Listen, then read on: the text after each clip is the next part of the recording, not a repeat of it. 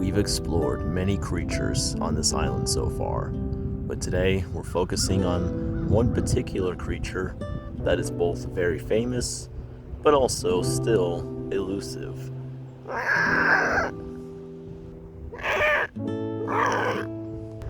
This is a Pteranodon. It is a prehistoric flying reptile that existed long ago when the dinosaurs roamed the planet. This particular one is roosting on a couple of eggs, so it seems like she's waiting for her mate to come back.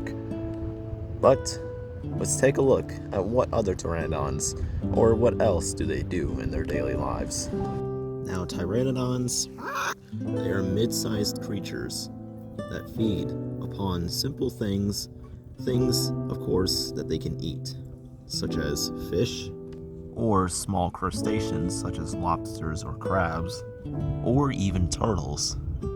And in case none of that was available, pteranodons, they could potentially also attack smaller dinosaurs for sustenance, or smaller creatures, like this Lystrosaurus.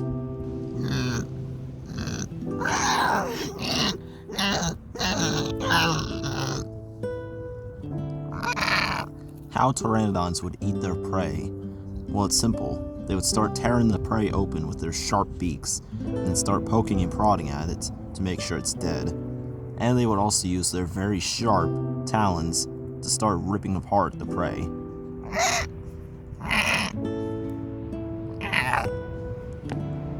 Heck, if opportunity calls, pteranodons could potentially also commit potential cannibalism in case food runs slow during those seasons.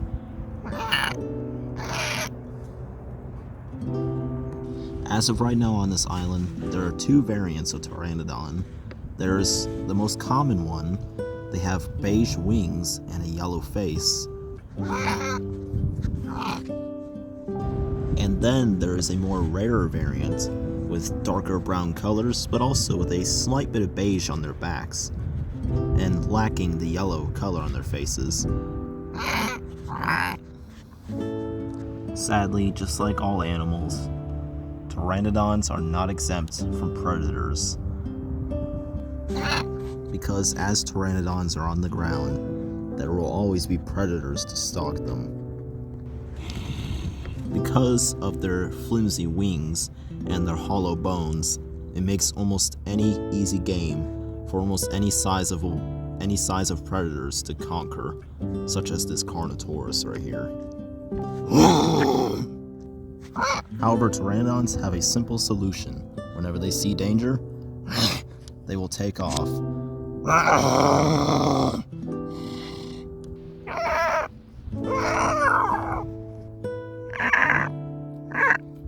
Sadly, pteranodons, they're not the only creatures that live in the skies of the island.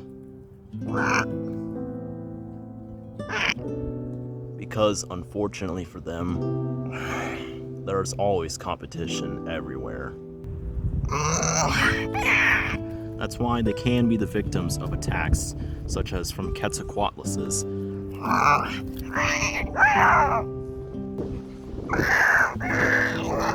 Because, as you can see in this case, Quetzalcoatluses will usually tear their wings before dropping them.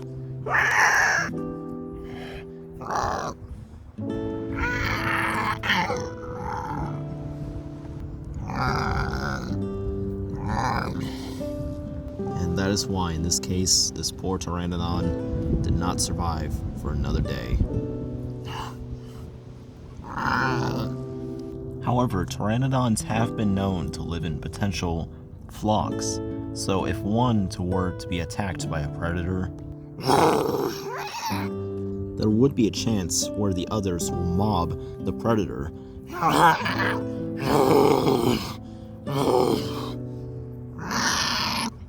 Or most of the time, they would just leave their dead comrade for dead. So because of the fierce competition, pteranodons have been known to be scavengers, simply because it's just an easy meal, so that way they don't have to pick fights for them, or most likely be in the threat of getting attacked by predators. But of course, a carcass is still just as risky, simply because there is possibly predators that can already smell it, So of course, when they see a predator approaching, they will flee.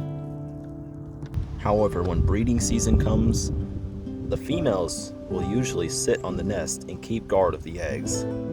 So because of this, it is now the male's duty to bring back the family some food.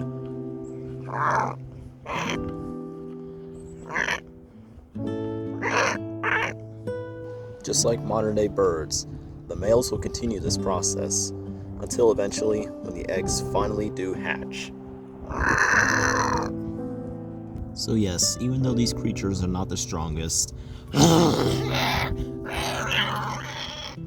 what these creatures do not lack in is both popularity and, of course, intelligence.